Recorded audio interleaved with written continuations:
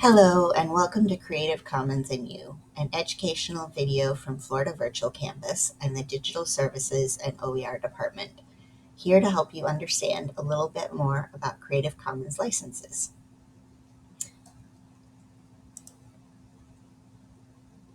So first, what is Creative Commons? Creative Commons is a set of licenses that are legal tools used to give the public certain usage rights normally reserved only for the copyright holder of the work.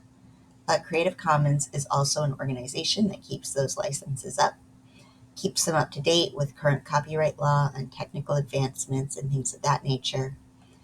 And it's a movement for more openly accessible creative and educational works.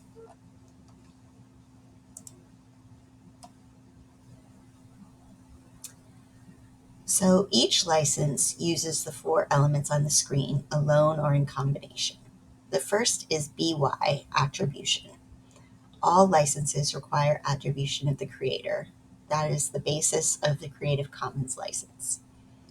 The non-commercial, or NC, prevents a work being used for commercial purpose from any entity. So if a nonprofit is using an NC licensed work to raise money, that is not allowable. But on the flip side, a commercial entity, such as a company or something, can use an NC licensed work as long as it is not for the purposes of making money. Share alike SA is the third part. It requires that any derivatives must be shared under the same license as the original. So if you make a work based on share alike work, that means you have to use the same license. And CC BY SA work, then you must share your derivatives under a CC BY SA license. The no derivatives, or ND aspect, cannot be used with the share alike because this means you cannot produce a derivative, and therefore you cannot attach a license to anything because the work is already licensed by the original creator. You can reuse these works, but you do always have to bear in mind that you can't create anything new from them.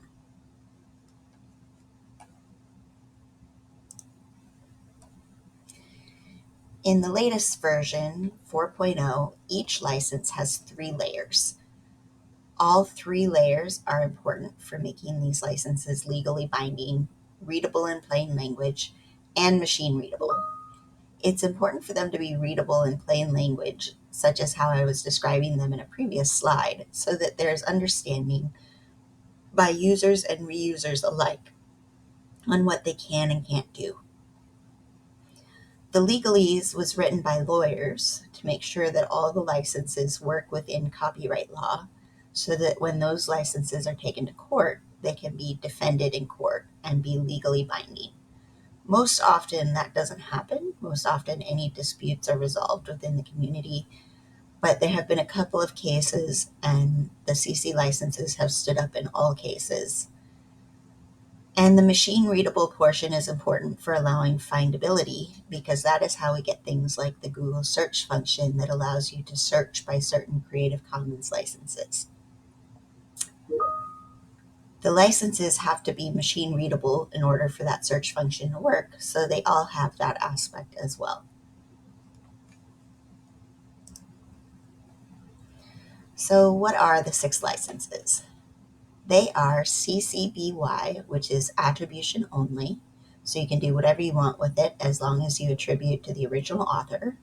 CC BY NC, which is the attribution and non-commercial license, so you can do whatever, but you can't use it for commercial purposes. And you must attribute to the original creator. CC BY SA allows you to make any use of your work, but of a work license. That way you must share any derivative works with a CC BY SA license as well, which requires attribution, of course. The CC BY ND license is our first no derivative license, which means that only reuse is allowed. You can reuse for commercial purposes, but you cannot create anything new from anything under this license.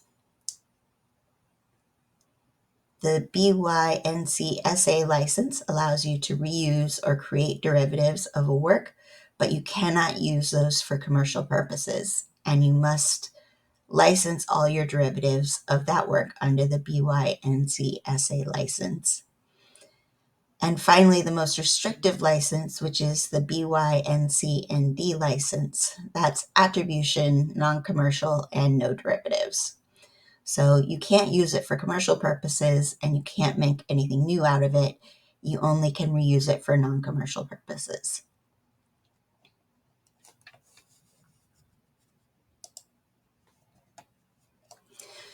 So how do the licenses work with copyright? They work within copyright. They're not replacing copyright in any way. They are just sort of layered on top of copyright to release some of the limitations of copyright. But any exceptions that apply to copyright still apply to CC licenses, except where restricted by the license itself.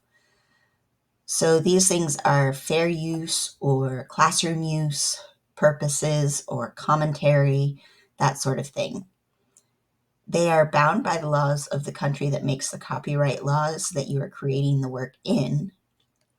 So if you are creating a work in the US and you want to use a little bit of a Creative Commons work under fair use, then you can do that regardless of the license says, as long as you can make a reliable case for fair use.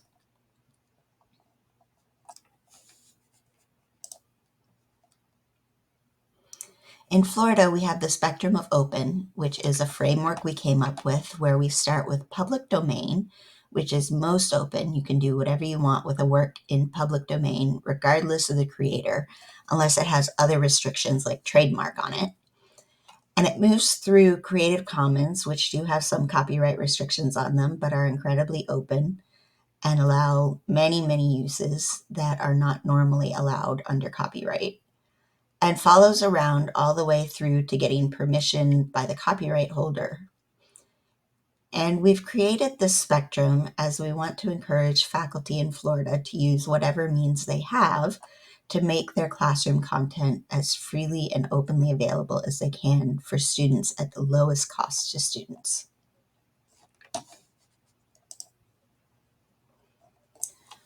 So when adopting versus creating OER, you are going to look at the licenses a little bit differently. When you're adopting OER, we encourage faculty to make use of the spectrum of open and in whatever way necessary to keep classroom costs and textbook costs down for students.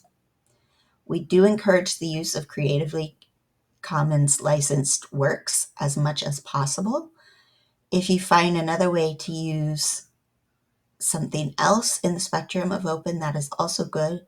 However, when you're creating your own open educational resources, we definitely encourage faculty to use the Creative Commons licenses whenever possible.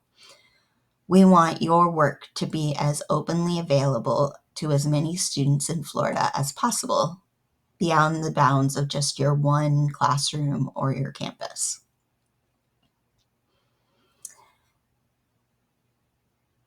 FLVC and our initiative Open Florida have many resources for the creation of open educational resources, and you can find out more about those at our LibGuides, which are at flvc.libguides.com. And on the screen here, we have the one for Open Florida, which has the most information, but there are also others, e.g. for copyright specifically and things like that. Or if you have questions, you are always welcome to email help@flvc.org and just put Creative Commons or OER or something like that in the subject so that it will gets to our department as quickly as possible. And we will be happy to help you. Thank you for listening to this presentation and hope to see some of your OER soon.